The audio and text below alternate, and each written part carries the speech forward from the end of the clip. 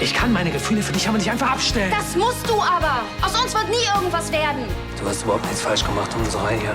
Du bist eine wunderbare Frau. Ich will um unsere Ehe kämpfen. Lass uns ein paar Tage wegfahren. Timo, das ist nicht Frau Schwarz. Das ist meine Mutter. Deine Großmutter. Wir hätten dir von Anfang an die Wahrheit sagen sollen, besonders ich. Das war nicht fair. Timo möchte keinen Kontakt. Das hat er ganz klar zum Ausdruck gebracht. Timo ist mein Enkel. Du bist nicht mal sein Vater.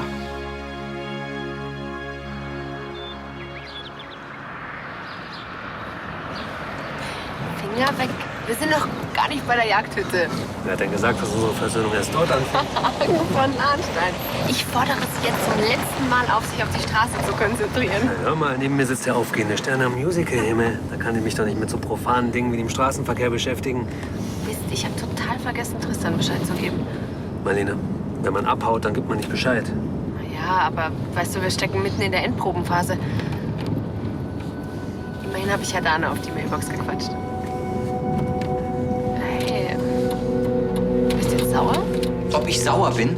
Erst bekomme ich einen Anruf, dass Marlene den Choreografen in London versetzt hat. Und dann erzählst du mir, dass sie mit Hagen auf dem Weg in irgendeine Holzhütte ist. Ja, ich bin sauer. Das ist doch nicht irgendeine Hütte. Das ist die Jagdhütte, wo... In einer Woche ist Premiere. Und Marlene lässt einfach die Proben sausen. Marlene spielt die Hauptrolle in Hagens Leben. Das ist viel wichtiger als irgend so ein Musical. Irgend so ein Musical? Und kannst du mir mal erklären, was es da zu grinsen gibt? Du weißt doch, wie Marlene drauf war, bevor sie nach London ist. Das war schrecklich. Ich bin einfach froh, wenn sie endlich wieder glücklich ist. Reine Geschwisterliebe. Und das hat nicht irgendwas zu tun mit Schuldgefühlen oder so. Hagen hat die richtige Entscheidung getroffen. Und wir können endlich alle wieder nach vorne gucken. Tja, auf eine Premiere, deren Hauptdarstellerin gerade irgendwo durch die Walachei gondelt. Wenn Marlene zurückkommt, dann wird sie besser tanzen als jemals zuvor. Wir können froh sein, dass sie Hagen noch eine Chance gibt. Hoffentlich nutzt er sie auch.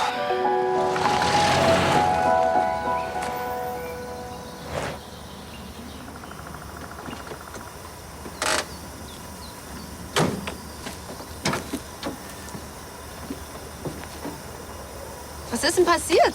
Keine Ahnung, ist einfach rausgegangen. Du kriegst das aber wieder hin, oder? Mal sehen. Mist. Der sieht nicht gut aus.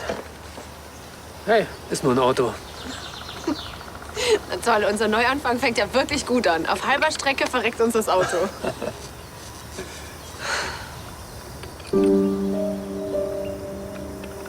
Glaubst du, das ist ein schlechtes Zeichen? Versuchen wir da vielleicht irgendwas zu retten, was gar nicht mehr zu retten ist?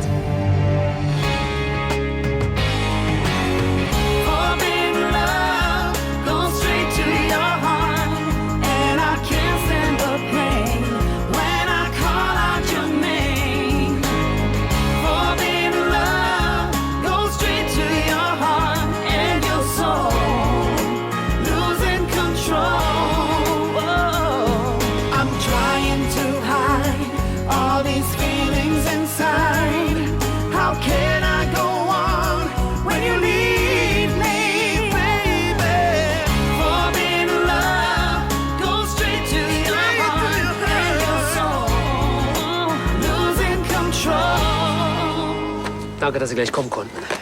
Ich kann es mir nicht erklären. Plötzlich ging gar nichts mehr. Sie kriegen das doch wieder hin, oder? Meine Frau und ich sind auf Kurzurlaub. Ja, mal sehen. Nicht gerade gesprächig. Und da ist er nicht der Einzige. Kannst du bitte aufhören, da irgendwas rein zu interpretieren? Hagen, es gibt Zeichen. Weißt du, ich hatte mal so einen Auftritt und da ist mir kurz davor ein Spiegel runtergefallen und dann... Komm mit. Marlene? Auto. Auto, Marlene. Es ist ein Auto, nicht das Orakel von Delphi. Besser? Es tut mir ja leid, aber...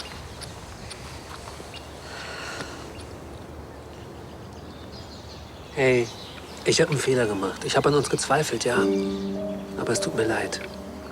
Jetzt bist du dir wieder sicher. Ich will, dass wir zusammenbleiben, egal wie viele Autos den Geist aufgeben. Na, dann wollen wir mal hoffen, dass der große Schweiger hier sein Handwerk versteht. Nicht so laut. Tanja, Tanja hat diese Unterlagen nach ihrem Meeting in Paris gefaxt. Sie braucht zur Bewilligung der Gelder deine Unterschrift. Sind die Abzüge für das Shooting schon, ne? Okay, komm mit in mein Büro, dann kannst du die Mappe gleich mitnehmen. Nicht nötig. Ich hole sie später ab. Was soll denn dieses kindisch und unprofessionelle Verhalten? Vielleicht will ich mich nur vor deinem unprofessionellen Verhalten schützen. Wir wissen doch beide, was passiert, wenn du Assistentinnen in dein Büro bittest. Hm? Jetzt hör mir mal gut zu. Ich habe dir schon mal gesagt, es geht dich nichts an, was ich in meiner Freizeit mache. Und ich habe es dir erklärt, dass mit Jessica hatte nichts zu bedeuten. Stimmt. Es geht mich nichts an. Und es interessiert mich auch nicht. Teenager kann ja so zickig sein. Sag mal, hatte ich mich bei unserem letzten Gespräch irgendwie unklar ausgedrückt?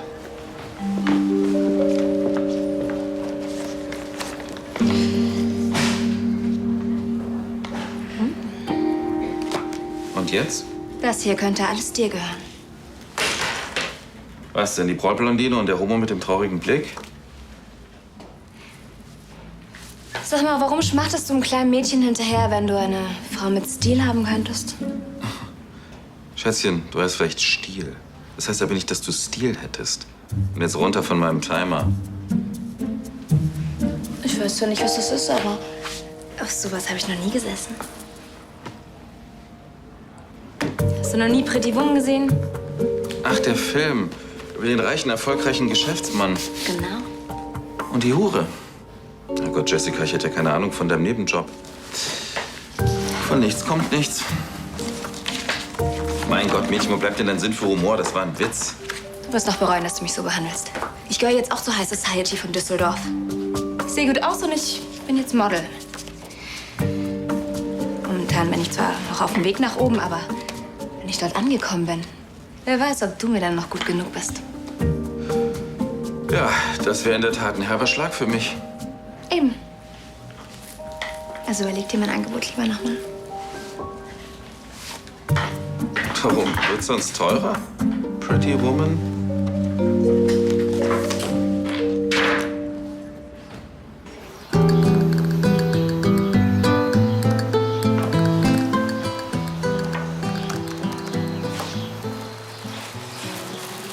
Ich suche neue Fotos zusammen für Ricardos Praxis. Als Dankeschön. Du meinst, weil er dich wieder mit deinem Sohn verkuppelt hat? Ja, kann man so sagen.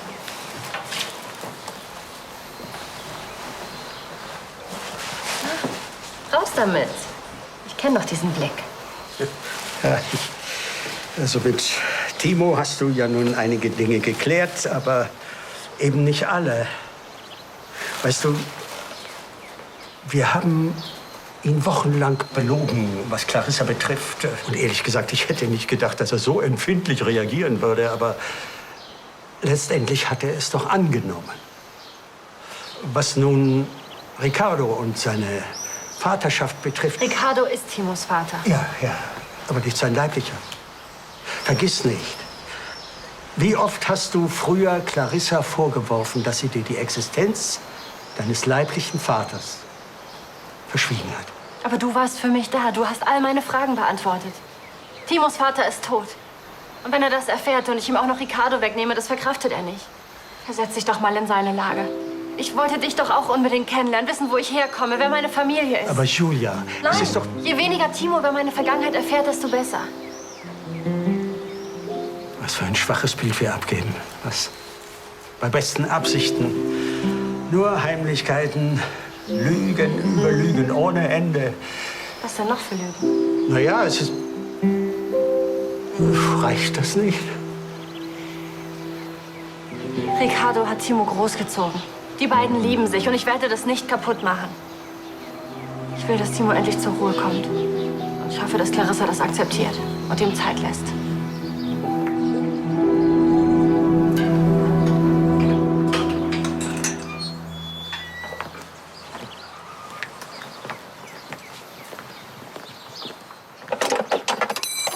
Mistchen!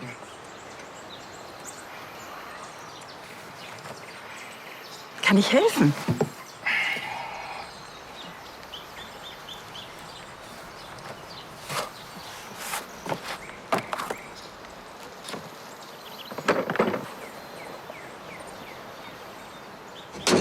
Sie sind sicher.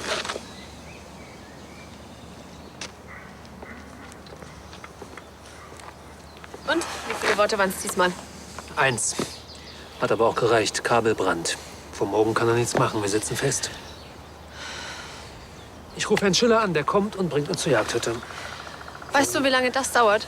Da sind wir wirklich schneller, wenn wir zu Fuß gehen. Taxi? Hagen, vielleicht soll uns das Ganze doch irgendwas sagen. Vor diesem Auftritt, als mir der Spiegel runtergefallen ist, mein Duettpartner, der ist auf der Bühne gestolpert und irgendwie hingefallen. Mir ist das noch nie passiert, aber ich musste lachen und... Marlene, das ist kein böses Omen. Es ist nur eine Verzögerung. Wir wollen doch unsere Ehe retten. An einem Ort, an dem wir schon mal glücklich waren. Vielleicht ist das falsch. Ich meine, vielleicht sollten wir unseren Neuanfang auch an einem völlig neuen Ort machen. Was hast du vor? Na, dann hoffen wir mal, die Betten sind besser als der Kaffee.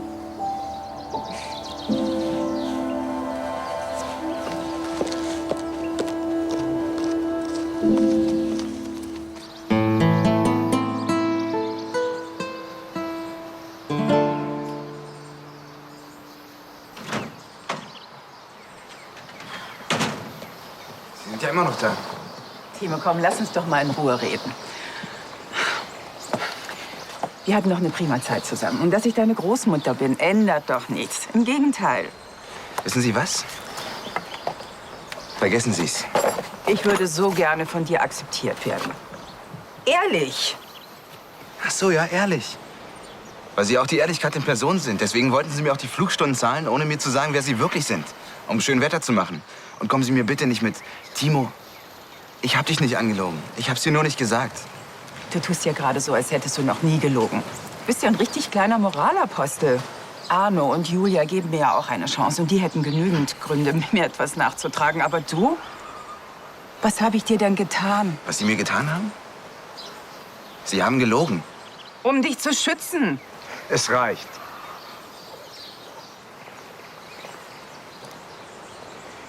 Welchen Teil von "Gib ihm Zeit" hast du nicht verstanden?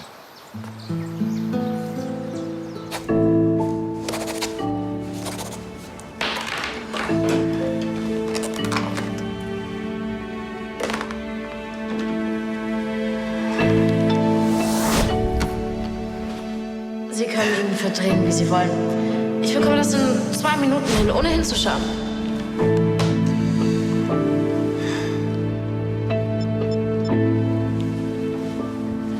Hey, das ist Kims persönlicher Assistent. Wenn ihr eine Nachricht für meine Chefin habt, sprecht jetzt. Kim, Ansgar hier. Hör zu, ich finde, ich habe hier eine Chance verdient. Gott, wie sich das anhört. Also, hör zu, ich muss dir eigentlich gar nichts erklären. Aber wenn ich es schon tue, dann könntest du wenigstens die Höflichkeit besitzen und zuhören. Das ist ja wohl das Mindeste, was man erwarten kann. Also jedenfalls werde ich jetzt hier nicht darum betteln, dass du mit mir sprichst. Also ruf mich gefälligst zurück, ja? Bitte. Bitte, bitte, bitte. Bin ich völlig bescheuert? Ansgar, hast du kurz eine Minute? Das ist doch auch Mist. Dieses Ding hat gar keine Lösung. Ja, die haben mich auch immer total verrückt gemacht. Damals war ich 12.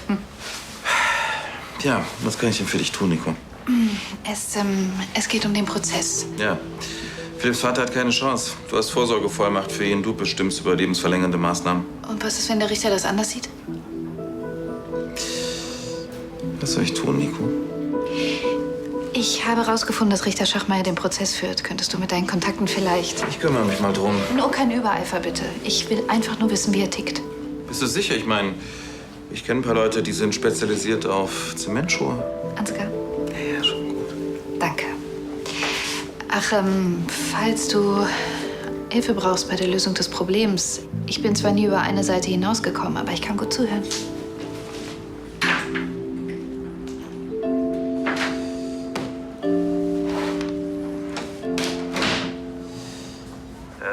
Also jedenfalls werde ich jetzt hier nicht darum betteln, dass du mit mir sprichst. Also ruf mich gefälligst zurück, ja? Bitte. Hey, Olli. Ja, womit haben wir denn den hohen Besuch verdient? Kim wartet auf Dana. Sollte ein spontaner Mädelsabend werden, aber Dana taucht nicht auf. Kim, Ansgar hier. Hör zu, ich finde, ich habe hier eine Chance verdient. Mein Gott, wie sich das anhört. Also, hör zu, ich muss dir eigentlich gar nichts erklären, aber wenn ich es schon tue, dann könntest du wenigstens die Höflichkeit besitzen und zuhören. Schlimmste, was man erwarten kann. Hast du vielleicht was von Charlie gehört? Wieso denn ich? Du bist ihr Neffe. Ihr Neffe hat seine Seele an Teufel verkauft. Angeblich profitiere ich von Arnos Familientragödie. Ich wüsste aber trotzdem gerne, ob sie gut in Palma gelandet ist. Also, wenn ich was höre, gebe ich dir Bescheid. Danke. Ja, dann schönen Abend euch beiden. Dir auch. Danke. Na, das müssen ja besonders gute Nachrichten sein. Von wem sind die denn? Von Ansgar? Ach, gab's eine Beförderung? Ich arbeite für Tanja. Ansgar hat mir überhaupt nichts zu sagen. Na, dann bist du wohl die erste Person, die sich über eine Nachricht von Ansgar freut. Jetzt spinn mal hier nicht so rum. Ich freue mich überhaupt nicht. Nee, oder? Was? Nee, oder? Du stehst auf den alten Sack. Quatsch. Außerdem, wer hat dich überhaupt gefragt? Du kommst hier rein, setzt dich einfach so neben mich und haust mir irgendwelche Vermutungen an den Kopf. Das geht dich überhaupt nichts an.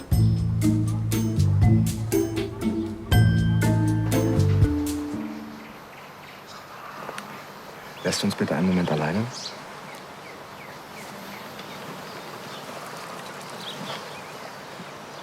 War irgendetwas von dem, was ich in unserem letzten Gespräch gesagt habe, irgendwie missverständlich? Es ist meine Familie und du lässt sie in Ruhe. Ich liebe Timo. Genau wie ihr. Glaub ja nicht, dass ich nicht merke, was für ein Spiel du hier spielst. Was spiele ich denn? Du willst einen Keil in meine Familie treiben. Die Familie.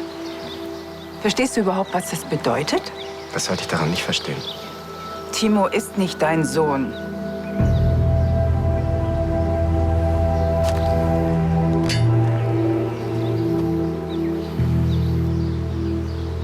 Verschwinde.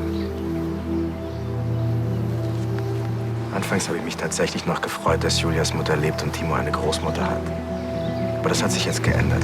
Ich bin die Mutter deiner Frau. Verschwinde. Na gut. Ich entschuldige mich. Ich hätte mich nicht einmischen sollen. Netter Versuch. War ja auch nur fürs Protokoll. Grüß mir meine Tochter.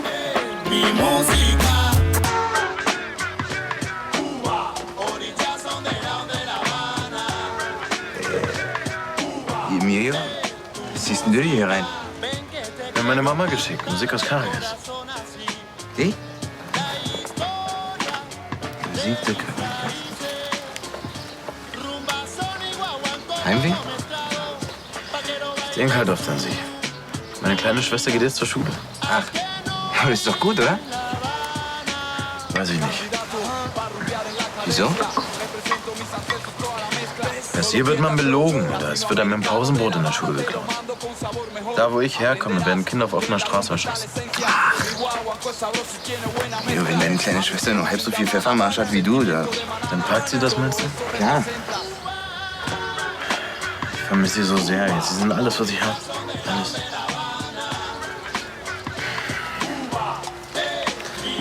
Ich mach so viel Wind, nur weil ich angelogen werde. Mach doch so viel Wind, wie du willst. Hauptsache, du vergisst nicht, dass es die einzigen Eltern sind, die du hast. Meine Mutter hat immer gesagt, ich hätte die Augen von meinem Vater. Ich würde alles für einen Augenblick mit ihm leben, nur um zu schauen, ob das stimmt. Jetzt hör mal auf, sonst fange ich noch an zu heulen. Wird auch langsam Zeit, oder?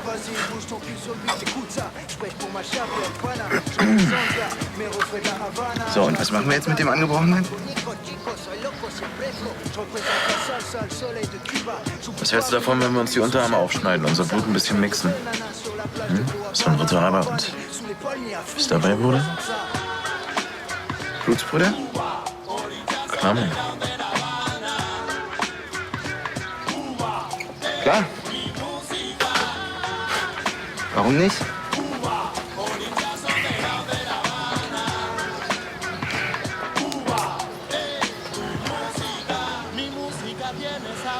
Okay, bist du soweit? Augen zu. 3, 2, 1. Du glaubst auch jeden Bockmist, du Faulkopf. Was bist du für ein Arsch? Na, was denn? Dir die Arme. Nee. Je représente le blanc, le noir, le chico, la chica, Chicago à Panama, Tokio à la Havana. Je représente la fiesta, le son des congas du mec en gras. Hatten wir nicht nach einem Doppelzimmer gefragt? Vielleicht hast du ja genuschelt. Aber hey, wenn wir uns ganz eng zusammenlegen und keiner bewegt sich, du, dann haben wir da locker Platz. Sind nicht gerade die 5 Sterne, die du sonst gewohnt bist. Hm? Sollen wir doch lieber mal gucken, ob wir vielleicht... Nee, Quatsch. Hey, wir wollen neu anfangen. Und das hier, das ist ja mal nun wirklich neu. Na, werde ich mal sehen, ob ich was zu essen auftreiben kann. Vielleicht finde ich ja eine Scheibe trockenes Brot und Regenwasser.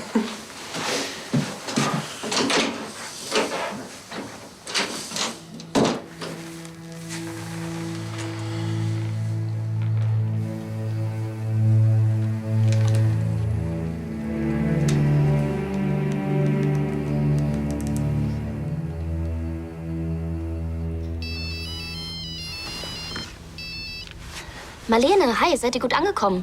Ja, wir mussten allerdings dann noch kurzfristig umdisponieren. Wir haben uns jetzt doch für ein 0-Sterne-Hotel mit quietschenden Bettfedern entschieden. Du, die Zimmer hier, die sind so schön, da möchtest du dir am nächsten Tag direkt die hohe Brücke zum Runterspringen suchen. Und das Beste ist, wir haben ein Einzelzimmer. Oh je, das klingt ja wie... Ja, die totale Katastrophe. Mensch, Dana. Weißt du, Hagen und ich, wir wollten einen Neuanfang starten, aber ich weiß nicht, wie das gehen soll hier in diesem Loch. Marlene, Hagen ist bei dir. Er hat sich für dich und eure Ehe entschieden. Und wenn du das auch willst, dann hör endlich auf zu jammern und mach gefälligst das Beste draus. Danke für den Tritt in den Hintern, das habe ich jetzt auch noch gebraucht. Immer wieder gern. Weißt du was? Du hast recht, Hagen und ich, wir sind zusammen und alles andere ist uns wirklich egal. Weißt du was, ich muss Schluss machen. Hagen kommt gerade. Tschüss, Dana. Zimmerservice. Automaten essen. Ja.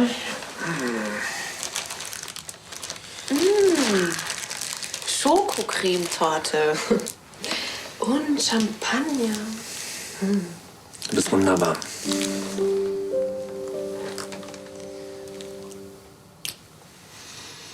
Graf Lahnstein, herzlich willkommen im Schneiders. Heute ohne Begleitung. Oh, die ist schon da. Und das nächste Fotoshooting steht schon an. Also ich bin natürlich von meinem Job als persönliche Assistentin freigestellt während den Shootings. Graf Lahnstein, was darf ich Ihnen bringen? Ich hätte gern Whisky und für die Dame noch mal dasselbe. Gerne. Tja, ich glaube, ich habe da vorhin meine guten Manieren vergessen. Ich wusste gar nicht, dass man Sachen verlieren kann, die man gar nicht hat. Warum fangen wir nicht einfach noch mal von vorne an?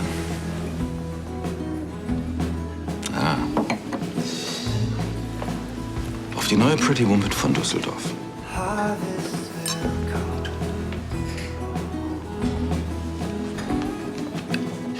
Sag mal, was machst du eigentlich heute Abend? Heute Abend ist so eine Gala. Die könnte ich ja eventuell mitnehmen. Ich hätte eher ans Visage gedacht. Das Hotel? Die haben eine ganz hervorragend geführte Minibar und es ist gleich um die Ecke. Die kleine Zicke lässt dich auflaufen und du versuchst dir auf meine Kosten dein Ego aufzupolieren. Das ist so erbärmlich. Auf uns.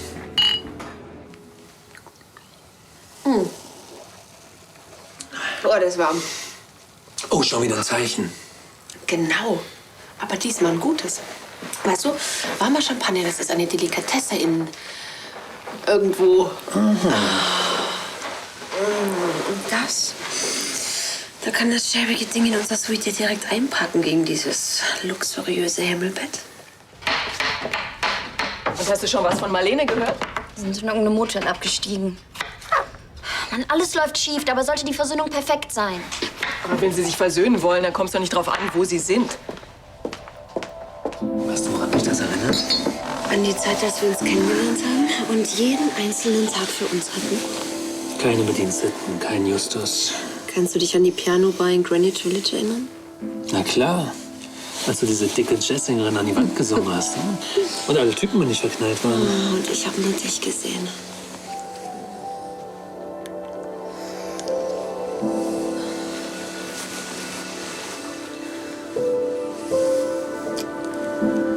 Ich hab dich vermisst.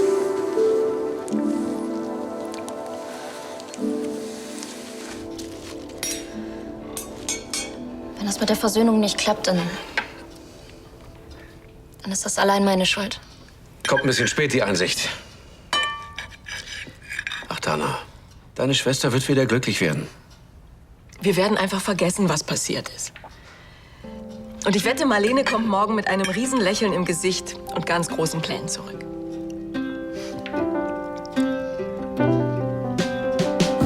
Summer days are gone too soon. You shoot the moon and miss completely. And now you're left to face the blue. Darum bin ich also bei dir abgeblitzt. Weil du in Ansgar verknallt bist. Du bist bei mir abgeblitzt, weil ich vor Langeweile fast vom Stuhl gekippt bin. Ey, jetzt mal hier nicht beleidigend werden, ne? Du hast gar nicht mehr aufgehört, von Helena zu reden. Wie eine CD, die hängt. Also wenn du auf ältere Semester stehst, kann ich mir die Haare auch grau färben. Schreib's doch gleich ins Internet. Oder ich lass mir einen Bart wachsen. Ansgar ist nicht alt. Nee, ist klar. Du willst überhaupt nichts von ihm. Okay, es gab eine Zeit, da war ich nicht zurechnungsfähig, aber auch nur, weil ich da irgendwas reininterpretiert habe. Ich meine, selbst er dachte, ich wurde entführt. Und ist er dahin gekommen, mich zu retten? Nein, er hat mit meinen Eltern gemeinsame Sache gemacht. Das heißt, als du kürzlich abgehauen bist, das war alles nur Show, damit du Aufmerksamkeit bekommst? So ein Quatsch. Wie kindisch ist das denn? Ich habe doch gesagt, es gab eine Zeit, da war ich nicht zurechnungsfähig. Aber das ist jetzt vorbei. Und deswegen hörst du auch seine Nachrichten immer und immer wieder ab. Ja, okay. Damit du jetzt endlich Ruhe gibst. Ich meine, das ist mir nämlich alles sowas von egal, ja? Siehst du? Gelöscht. Jetzt mache ich ihm klar, dass er mich nicht mehr anrufen soll. Sehr souverän. Hallo Ansgar. Ich habe deine Nachricht erhalten. Habe aber keine Lust, mir einen netten Abend im No Limits von dir versauen zu lassen. Außerdem gibt es nichts richtig zu stellen. Ich weiß genau, was du bist, Kim. So, jetzt reicht's mir. Stimmt so. So, bitteschön, hat der Gentleman bestellt. Okay. Danke. Musst dich jetzt aber nicht küssen, oder? Wer redet denn hier von müssen? Never. Ach komm schon, ich sehe viel besser aus als dieser alte Schleimer mit seiner schlecht gegelten 80er-Jahre-Matte, oder? Und diese ganzen fetten Autos, die er immer fährt, die fährt er doch bestimmt nur, weil er einen ganz schön kleinen... Du suchst doch nur einen Lückenfüller wegen Helena. Sorry. Aber nee. Graf Lahnstein, suchen Sie mich? Pass auf, ich glaube, du siehst es völlig falsch. Ich bin längst drüber hinweg über diese Sache. Graf Lahnstein? Wow. Was war das denn jetzt gerade?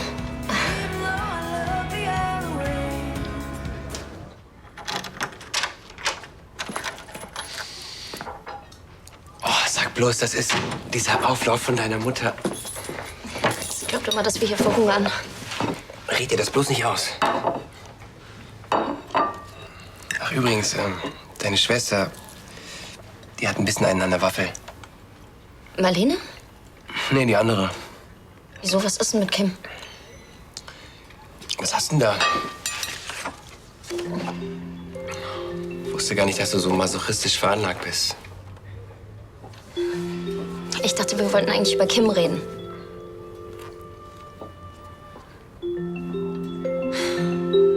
Wenn alles klappt, dann kommen Marlene und Hagen vermutlich als glückliches Paar zurück. Ich gewöhne mich schon mal an den Anblick. Das wolltest du doch auch so. Ja, aber es tut trotzdem weh. Warst du nicht derjenige, der gesagt hat, dass man zwei Dinge auf einmal fühlen kann?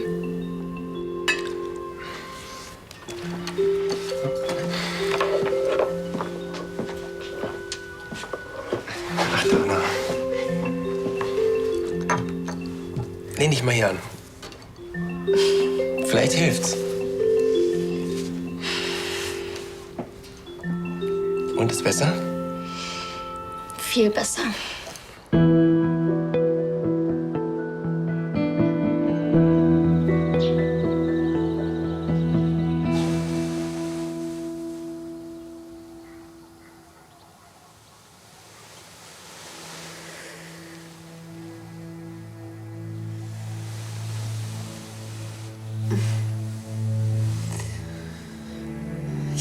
gesagt, das Bett ist groß genug.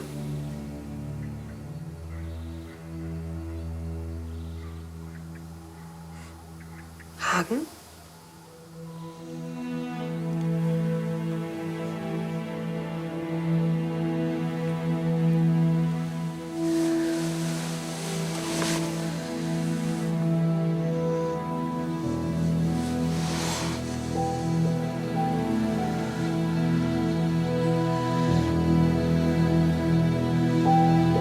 Es ist vorbei.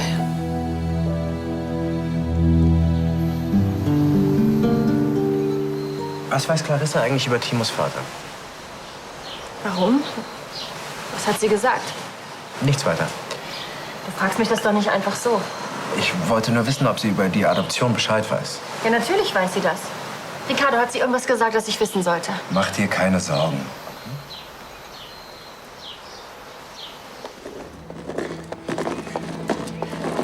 Marlene! Marlene, jetzt warte doch! Hey, geh nicht. Lass uns reden. Es gibt nichts mehr zu reden, Hagen.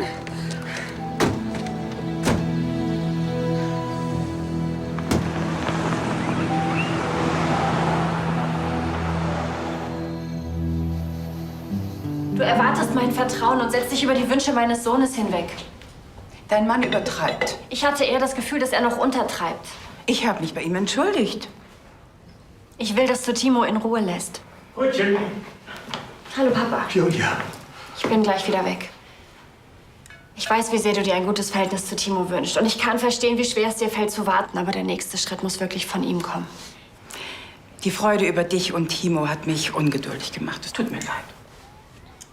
Ja. Bis dann. Brötchen, wie lieb. Setz dich. Na, was hast du angestellt? Ach, ich habe gestern zufällig Timo getroffen und jetzt sind alle furchtbar aufgeregt. Kaffee? Zufällig. Ich kann verstehen, dass Sie sauer sind. Ich bin verdammt sauer. Ricardo hat mich regelrecht davongejagt. Und jetzt überlegst du, wie du ihn in die Schranken weisen kannst. Wie kommst du denn darauf? Erfahrung. Ich habe Julia versprochen, mich zurückzuhalten. Und das werde ich auch tun.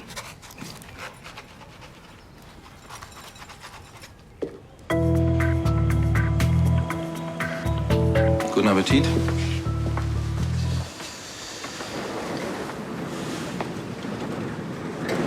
Bauarbeiter also, ja? Ist schon klar, dass der junge Mann mehr Muskeln als Verstand hat? Du solltest mal seine Muskeln sehen. Oh, bitte sag's nicht. Ich glaube, es gibt keine Frau, die noch nichts mit ihm hatte.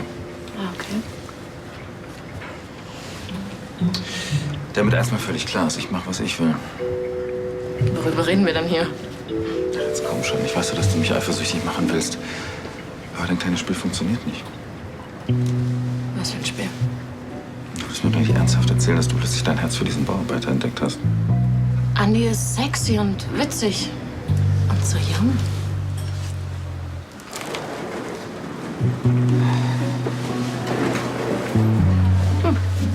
Interessant. Können Sie bitte das Taxi bezahlen? Ich habe überhaupt kein Geld dabei. Selbstverständlich.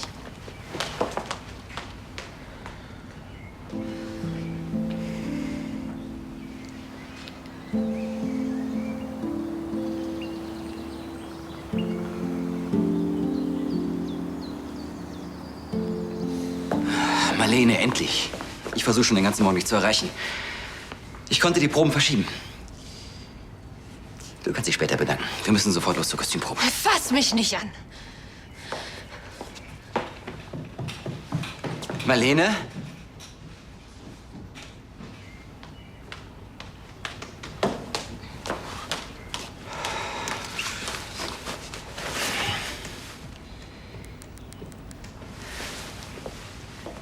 Dana, wir haben ein Problem.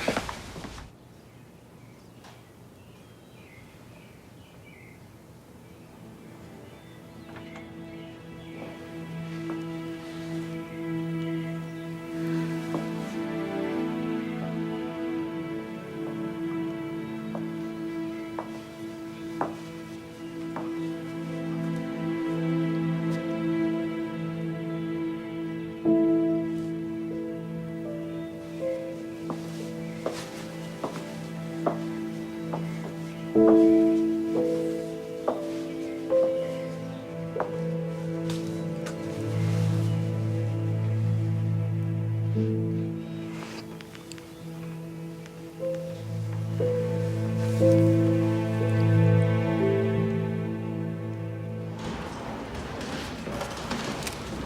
bist du ja endlich. Ich glaub ja nicht, dass ich immer gleich angerannt komme, wenn du nach mir pfeifst.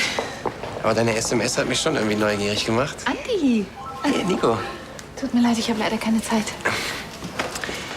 Also sag mal, was sollte die Nummer gestern? Mich hier abknutschen und dann einfach abhauen? Ja. Och, Richter Schachmeier. Oh, sag nicht, du hast es vergessen. Ansgar, dieser Typ entscheidet darüber, ob Philipp weiterleben wird und du vergisst es? Ja, tut mir leid. Ich brauch dich jetzt. Woher hast du den? Okay, nur damit ich das verstehe. Du schlägst mir eine Beziehung vor. Mit Küssen, Händchen halten, aber kein Sex. Und ansonsten sind wir gute Freunde. Wieso? War doch gar nicht so schwer. Du willst ihn eifersüchtig machen. Wen? Olli hat mir erzählt, dass er gestern kurz im No Limits war. Echt? Nico, ich bitte dich, was hat denn so ein Kinderspielzeug mit dem Richter zu tun? Es lenkt dich ab, weil du ihn von einer Frau hast. Sie ist das Problem, was du nicht lösen kannst. Herrgott, du liest so viele Frauenzeitschriften, dieser ganze symbolische Quatsch und so. Kim. Hast du eine Ahnung, wie alt die kleine Kröte ist? Ja, sie ist 17. Und falls ich dich daran erinnern darf, du hast ihretwegen eine Nacht auf dem Sessel verbracht. Aber was heißt das schon? Du bist ja bekannt dafür, dass du ein richtiger Gentleman bist. Sehr witzig. Ja, finde ich auch. Hörst du, Nico, es ist anders, als du denkst. Ja, wie denn? Ja, okay. Ich wollte ihn eifersüchtig machen. Na gut, aber nur, dass du das weißt. Nach 3 Wochen weißt du nicht mehr den Namen von dem alten Mann, kapiert? Ist das so? Du bist eifersüchtig. Du vermisst sie. Du bist in sie verliebt.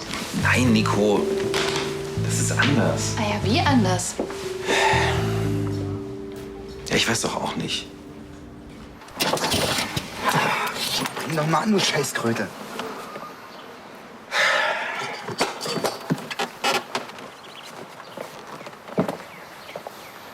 Gar nicht so leicht, einen kaputten Motor wieder zum Laufen zu bringen. Hm? Besonders, wenn man nicht weiß, wo man anfangen soll. Soll dein Geschwafel irgendwas bedeuten, was mich und Clarissa angeht zum Beispiel? Zu offensichtlich? Nö, gar nicht. Ja, dann mal Klartext. Egal, was in dir vorgeht. Egal, was du von Clarissa hältst oder was du für ein Verhältnis zu ihr haben willst. Du kannst immer zu deiner Mutter oder zu mir kommen. Wir sind eine Familie.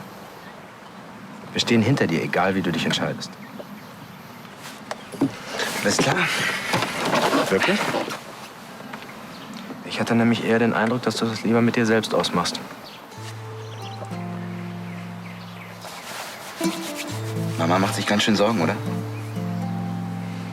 Das ist für niemanden leicht gerade.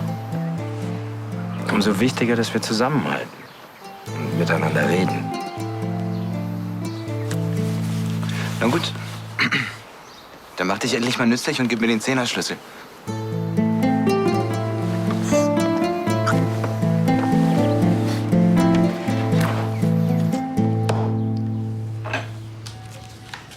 Tut mir leid, dass ich heute so wenig Zeit habe für dich. Ich bin selbst schuld, wenn ich dich einfach so überfalle. Du hast doch irgendetwas. Hm? Nein. Es geht um Julia, hm? Nein, nein. Auch wenn sie nicht weiß, dass ich auf der Insel bin, trage ich durchaus ein Gespräch über sie. Papa, ich brauche Geld. Schon mal was von Anklopfen gehört? Ja nun, aber wenn ich jetzt noch länger warte, dann ist das beste Gemüse weg. Und was ist mit früher aufstehen? Akten? Da sind Akten drin? Ja, was hast du erwartet? Goldbarren? Ja, Monsignor Matteo hat aus diesem Schrank immer voll das Geheimnis gemacht. Ich dachte, da ist irgend so ein kirchlicher Schatz drin. Naja, das stimmt ja auch. Das sind die Geburtsurkunden der letzten 40 Jahre drin. Also ist Timo da auch drin, ja? Allerdings. Top Secret. Top Secret. Ja, ich verstehe. Mhm. Ja, wir warten auf Sie. Was ist denn los? Hagen hat sich von Marlene getrennt. Wie bitte? Das darf doch nicht wahr sein. Sie ist auf dem Weg hierher. Thomas, und sie weiß nichts von Dana und Hagen. Von wegen Ehe retten. Was ist denn los mit dem feinen Herrn Grafen, dass er so planlos durchs Leben stolpert? Und das alles auf Kosten unserer Tochter? Wenn sie jetzt die Wahrheit erfährt, dann verliert sie nicht nur ihren Mann, sondern auch ihre Schwester.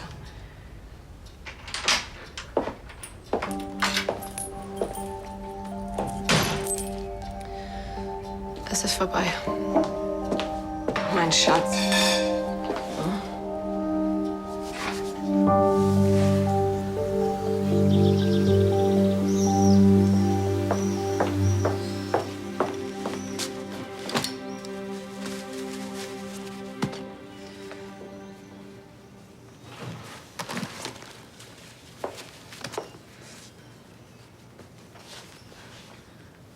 Du, wie konntest du ihr das antun? Du wolltest sie glücklich machen. Glaubst du, das habe ich nicht versucht? Du hast es immer wieder versucht.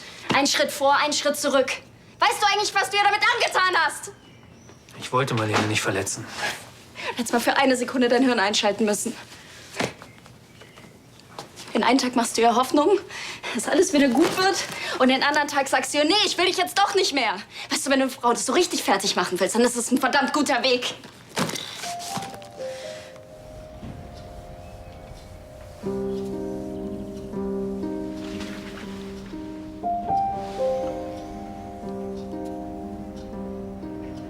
Wie soll ich mit Marlene zusammen sein, wenn ich nur an dich denken kann?